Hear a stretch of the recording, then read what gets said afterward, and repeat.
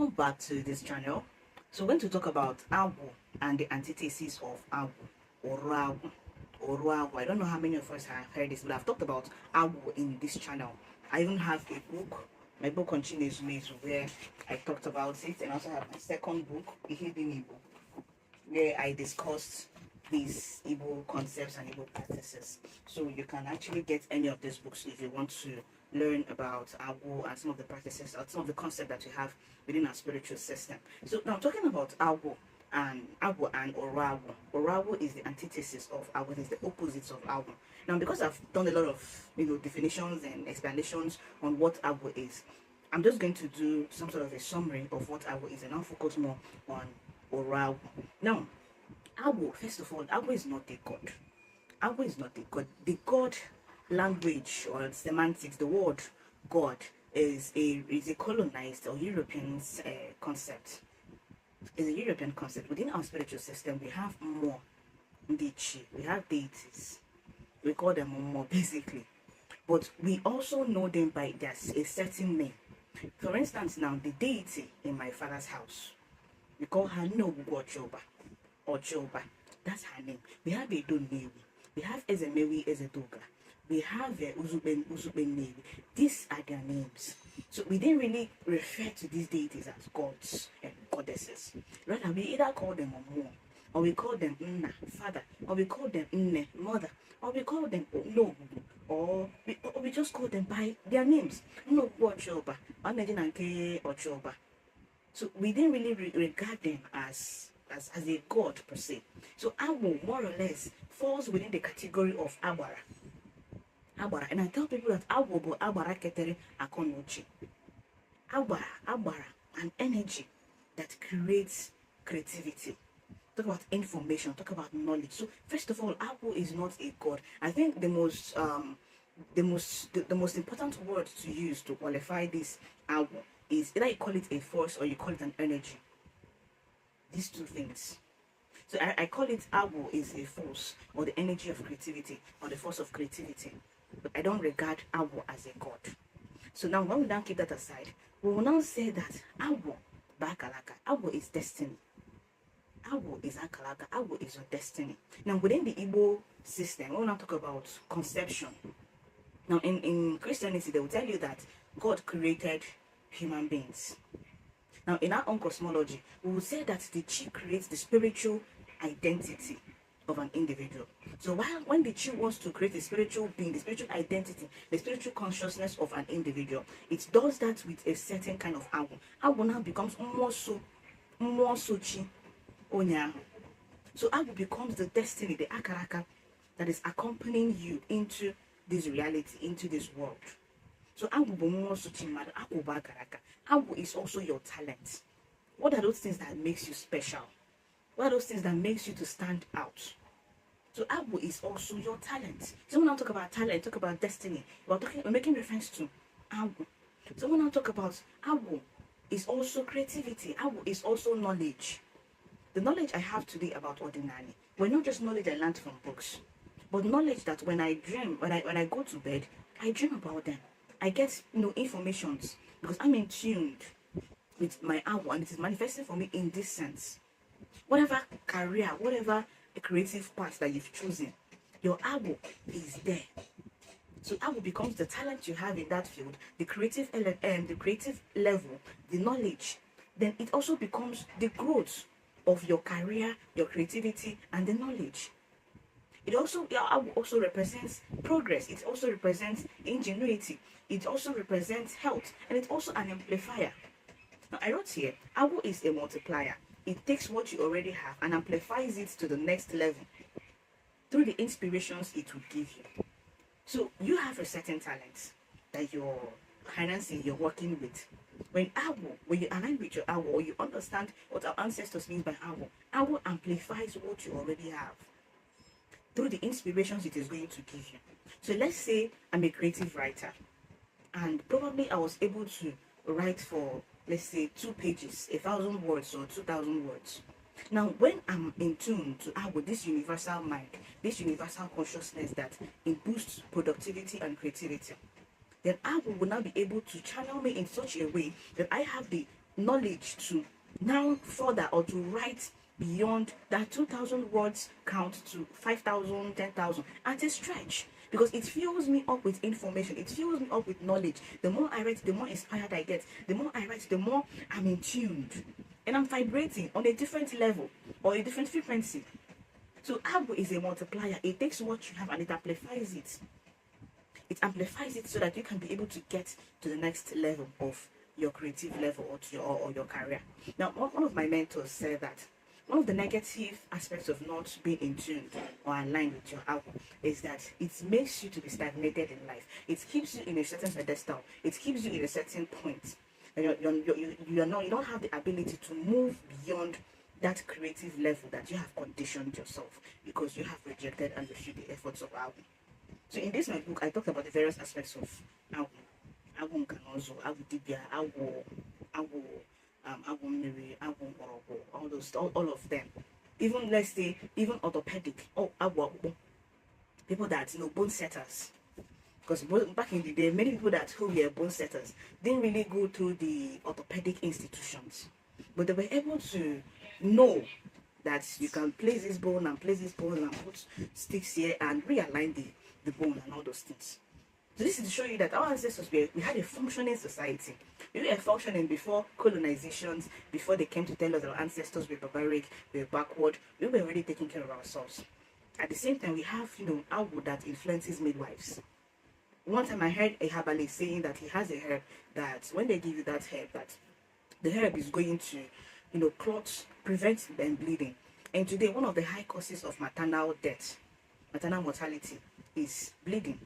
One of the high causes is bleeding. She bleeds to death. But in our Indian society, we had herbs that would help to improve blood clot. And when it improves that blood clot, the mother, the child the mother would survive. The same way, my mother used a herb that helped to shrink me in the womb. She took this because she said that my elder sister had a very high weight and she gave birth to CS for my elder sister. My own turn, my grandmother gave her some certain herbs that she took and shrunk me basically in the womb. And 2 weeks after they gave birth to me, she said my weight was out of this world. So imagine a situation where she did not take that herbs. Maybe she would go through another cesarean operation. So she took that herb that helped to shrink. So all those things, how did we have this knowledge? This is what I tell people. For the Igbo man, we have nature as a repository for information. We have nature to look towards today. We have nature to help us understand our social system. And by looking towards nature, we can now be able to bring out those natural hidden informations and use its application for the development and betterment of our physical life. Now, talking about the antithesis of Agwu. Now, within our Igbo cosmological system, we have Ụrụ Agwu, which is the antithesis of Agwu. Ụrụ Agwu negates the creative process of Agwu by discouraging the creative process of Agwu through the promotion of vices.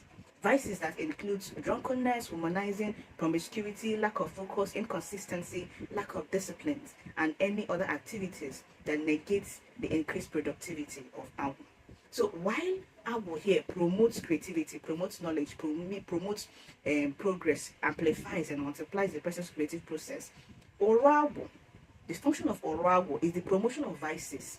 Vices that includes drunkenness. Because when you're excessively drunk, every time you're finishing how many crates of bottles, at some point you could have a health problem that would require that instead of self-development, you would have to go and start treating health effect or health problems that are associated with your drunkenness. And taking that much alcohol, it destabilizes your creative ability.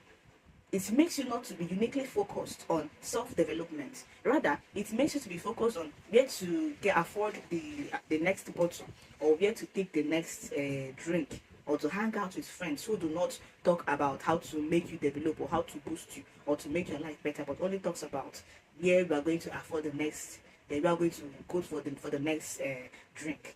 The same thing with womanizing and promiscuity.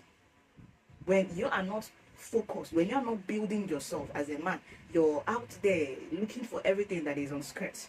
This is where we're talking about polygamy. You see our modern men somehow equating promiscuity with polygamy. It negates your creative ability, your ability to self-develop. Now, in this current day, you need funds and capital for you to be able to move your business from point A to point B.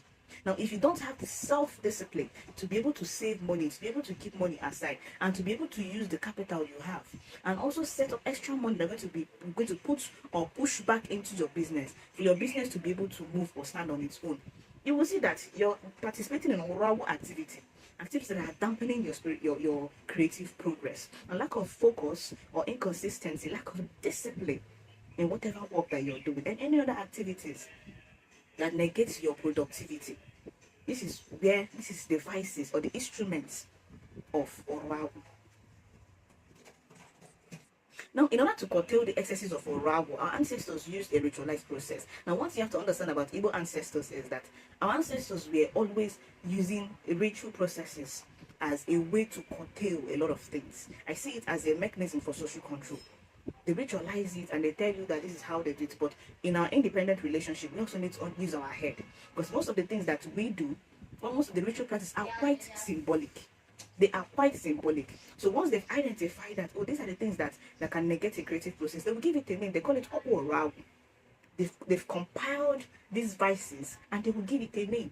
And they will not make sure they identify it. So during the ritual processes of Ụrụ Agwu, our ancestors would usually represent Ụrụ Agwu using 2 stems of Ogilishi. He gets 2 stems of Ogilishi, fertility leaves. I don't have it here. I would have shown you. They will install it behind a dedicated Agwu effigy. And Ụrụ Agwu, when they're doing the Ụrụ Agwu ceremony, Ụrụ Agwu is the process of refining and sedimenting this Agwu energy. Because most times when people are receiving information from Agwu, if you don't understand it, if you don't understand what the message you're getting from Agwu, it could translate to some sort of a mental illness for you. So during this process of sedimenting that energy, giving it a position, making it to have a place where, when they now give it a position where it is functioning or it is working for you, it becomes an altar where you can now interact, perform rituals to this Agwu entity. So during this ritual process of Ụrụ Agwu, they will use 2 stems of Ogilishi to represent Ụrụ Agwu. But people believe that when you identify something, you can now be able to tackle the problem. This is where you can now look for a solution. But if you're not able to understand why something is happening, where it is coming from, you can never be able to find a suitable solution to it. So first of all, they identify it.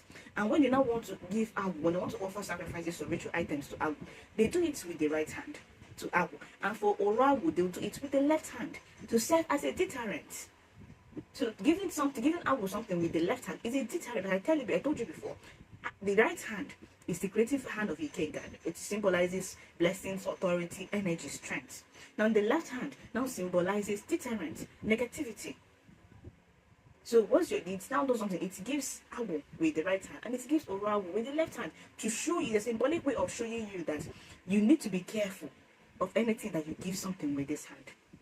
Therefore, since you're using this right hand to give to Agwu, you need to be careful with this.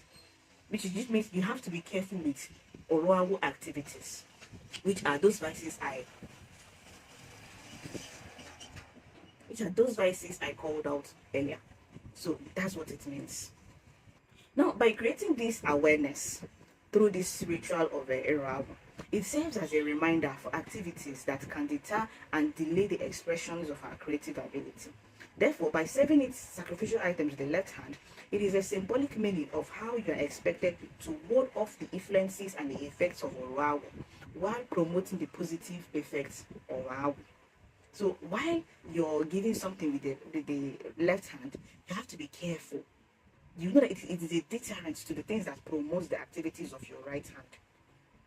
So what happens here is that it is telling you that you should be mindful of these activities that are going to delay your creative process. And once you're aware, because awareness is key, so once you're aware, you can now be able to tackle issues that comes from. You can now be able to recognize Ụrụ Agwu activities and be able to stay clear of Ụrụ Agwu activities. And once you stay off Ụrụ Agwu activities, then you are now promoting the positive effects and activities of your right hand, which symbolizes Agwu, Ikenga, strength, authority, blessings, and positivity.